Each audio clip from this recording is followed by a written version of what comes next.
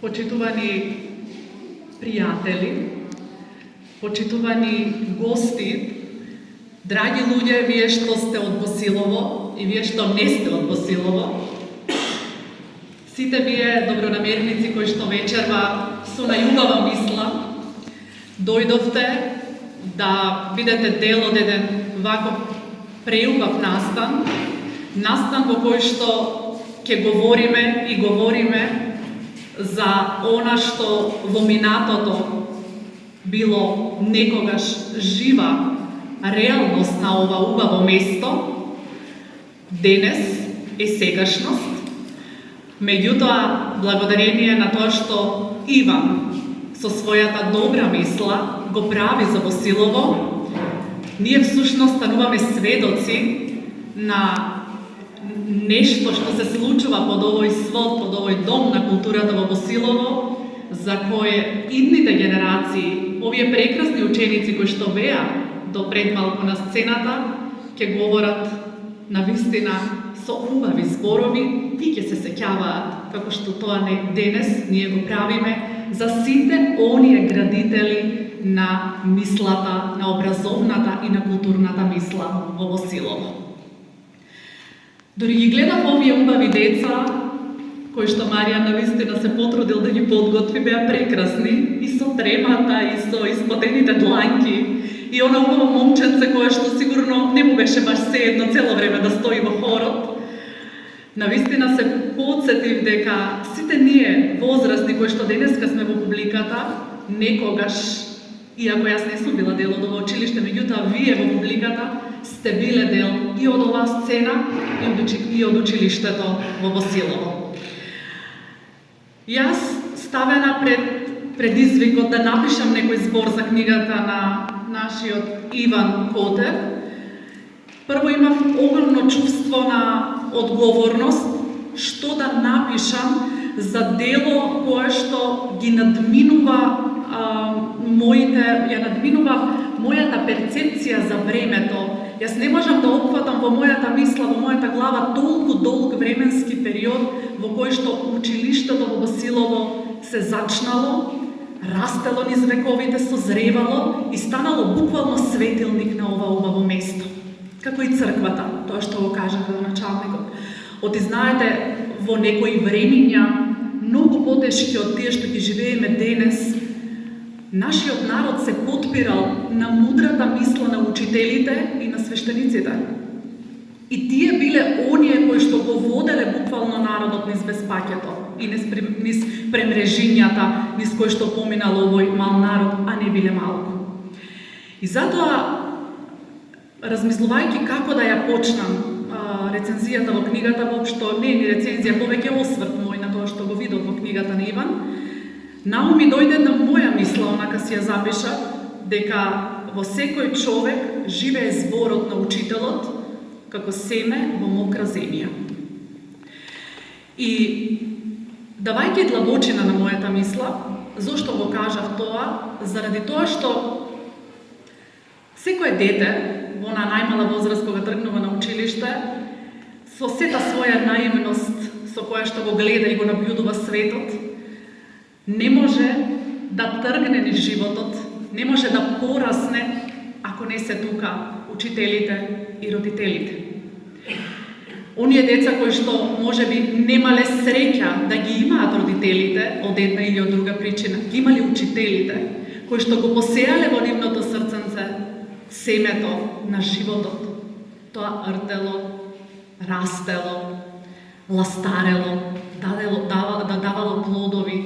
И одново, знаете, како кога плодот ќе падне на земја, ќе умре семето, односно ќе умре плодот за семето, повторно да се допре до земјата. И се така до недоглед, тоа е цикличноста на животот. Така нештата се поставени од секогаш, така природата ги поставила, односно Бог ги поставил нештата.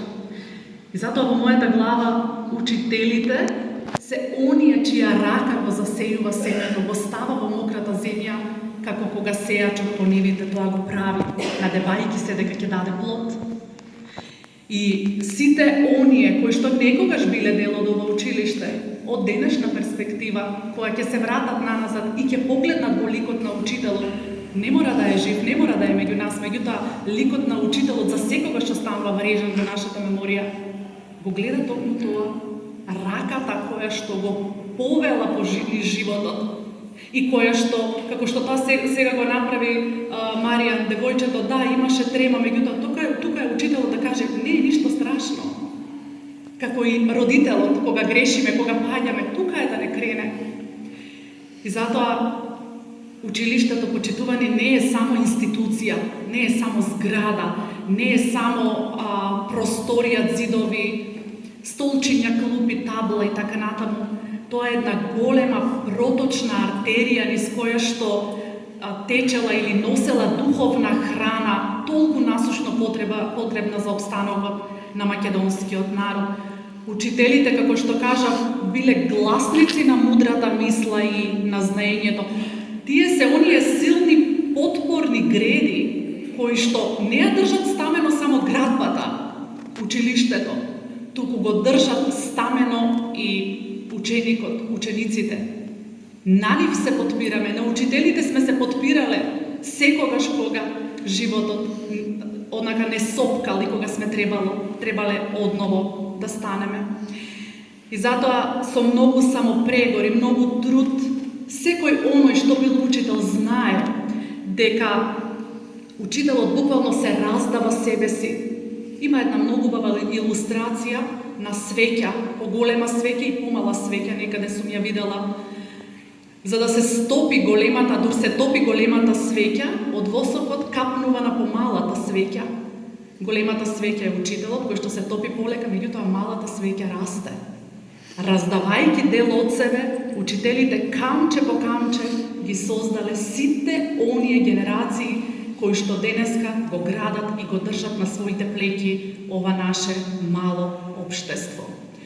А што е многу важно, малите локални заедници, како што е Босилово и сите оние мали средини, мали се само по бројот на жители. Меѓутоа, по она што учителите го оставиле, го вградиле тука, воопшто не се мали. Кога ќе погледнете колку разграниле тие учители, колку дале од себе за да пораснат ластерите за кои што зборував на почетокот, ќе видите дека тие ластери навистина се многу силно разгранети и во коренот долу длабоко вкоренети. И затоа ваквите потфати да направиме една мапа, историска мапа, како се развивало едно училиште во една мала средина, навистина се за секоја почит. Бидејќи ова само сведочи дека во овие мали места македонската мисла, македонскиот јазик, народен јазик бил најубавата мелодија која што нашите претходници ја слушале секојдневно. И она што ние денес го сведочиме, сите ние, она што е некакво омаловажување, намалување на вредноста на македонскиот народ или некаков обид да се докаже дека сме, не знам, од некоја година почнати, например, од 1945 година, се навистина некакво ехо кое што некаде таму завршува во пуста гора, што викаше мојата баба, заради тоа што токму ваквите книги и токму ваквите потфати кажуваат дека на македонски јазик се зборувало, се пеело, се солзело, се тажело. По нивите дур сееле луѓето на македонски пееле. Во училиштето дур зборувале учителите на македонски зборувале. Тоа го сведочи Иван и во оваа книга, и во книгата за Робово, за која што претходно зборувавме, и така натаму. И затоа книгата Училиштето во Босилово некогаш и денес не е само едно значајно публицистичко издание на нашиот Иван Ботев. Туку и не е само монографија која што ќе остане како историски документ.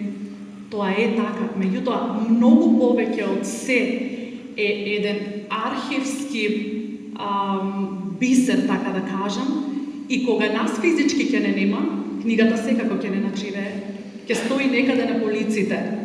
Како што денес многумина од вас во публиката се сеќаваат на своите предци, ги гледаат во книгата, фотографијата ја гледаат, на своите родители, на своите баби, дедовци и така натаму. Каква емоција буди тоа во вас?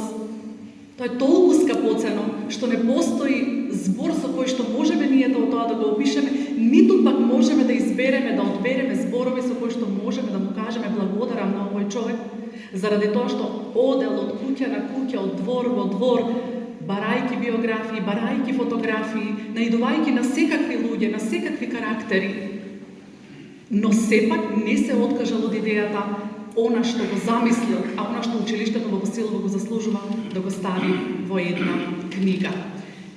Има многу.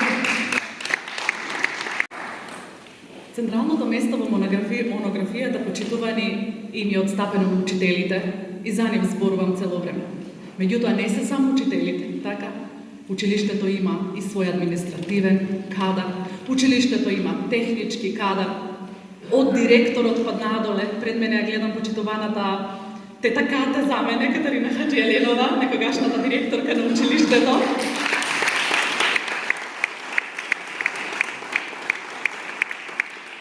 Посебен човек во мојот живот и од моја лична причина. Меѓутоа, кога ги гледате оние луѓе кои што некогаш стоеле на чело на училиштето, а денеска со емоција слушаат и зборуваат за училиштето, тоа значи дека не ви е сеедно кога слушате, тоа значи дека сте оставиле дел од својот живот, од своето срце во училиштето во село Босилово. И тука се многу фотографии, тука се многу документи. Оние документи кои што Иван успел да ги буквално да ги ископа од архивите, ќе ги видите напишани со некои буквички кои што кога ќе видите се дел од некое старо време, тоа се архивски документи. Тоа само зборува за староста, не би рекла, меѓутоа за историската вредност на книгата, меѓутоа и за историската улога која што училиштето во Босилово ја има. И тоа не е само сведоштво за историјата на Босилово, туку и сведоштво за животот во ова мало место. Иако денес нас се повеќе не болат многу секојдневни маки, таги, иселувањето, намалувањето на бројот на децата, тоа ни е најголемата болка. И всушност, борејќи се да ги задржиме децата тука, ние се бориме да му го продолжиме животот на училиштето. На она артерија за која што на почетокот зборував, која што мора да остане проточна, за да може да остане духовна храна на ова мало место. Влогот на учителите почитувани не се мери само преку наставата. Наставата е само едниот сегмент, еден мал сегмент од нашата работа. Учителите се двигатели, биле некогаш во историјата, двигатели на просветата, на културниот живот во малите места, на општествениот напредок на малите места. Учителот, всушност, кажано со некој детски јазик, е она сонце во малиот детски универзум, што свети тогаш кога животните бори знаат да бидат навистина немилосрдни.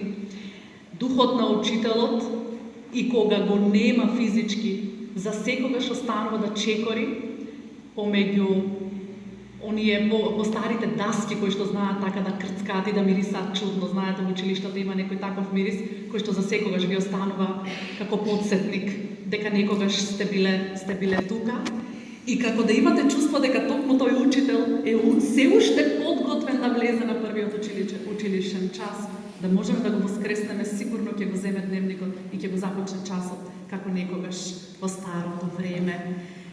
Во зидовите под малтерот се кријат оние спомени на првите напишани букви, многу детски соништа што таму созревале, и не постои човек кој минувајќи покрај училиштето, еве го тука во Босилово и во центарот на селото, кога и да поминете, сите вие што некогаш сте били ученици во тоа училиште или пак сте работеле во тоа училиште, невозможно е да не го свртите погледот и притоа во вас со брзина на светлината да не се појават илјадници спомени од училишните и од работните денови.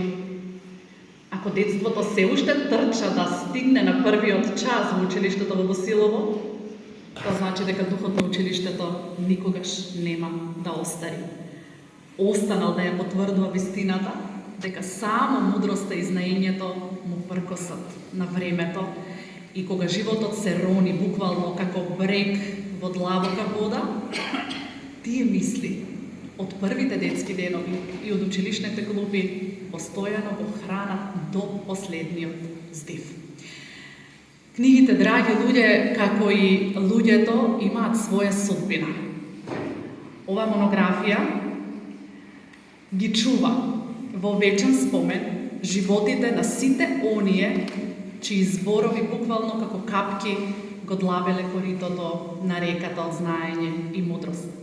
Вака да се запише една историја како што тоа го направи нашиот и единствен Иван Котев на едно училиште, значи да се сочува една мала галаксија од светови меѓу две корици. Тоа се оние светови кои што иако времето ги оддалечува, споменот за училиштето секогаш ги враќа назад.